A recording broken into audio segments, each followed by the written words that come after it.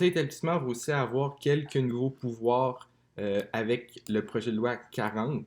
Euh, on prévoit dès le départ une mission pour le conseil d'établissement qui est de promouvoir et de valoriser l'éducation publique auprès des parents et de la communauté.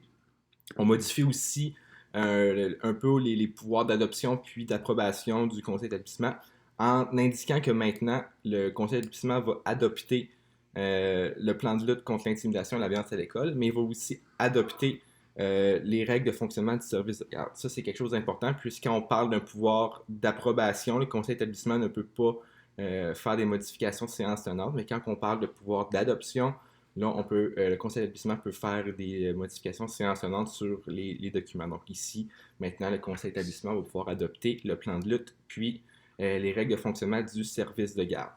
Il y a aussi un nouveau pouvoir d'initiative dans les pouvoirs du conseil d'établissement avec l'approbation des 2 tiers des membres du CE.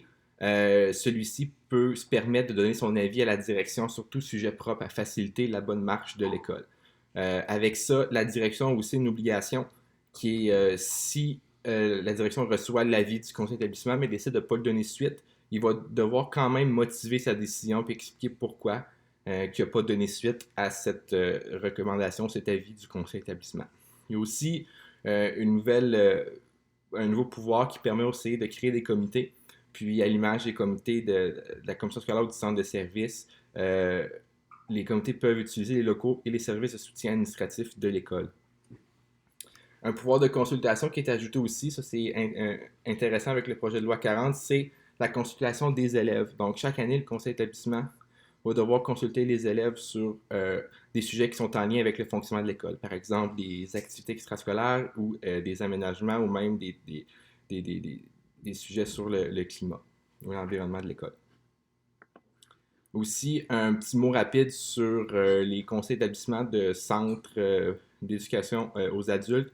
C'est quelque chose qui avait été oublié dans les lois auparavant, que ces centres-là puissent être dotés aussi d'un plan de lutte contre l'intimidation. Donc, dorénavant, le conseil d'établissement des centres vont devoir adopter ce plan de lutte-là.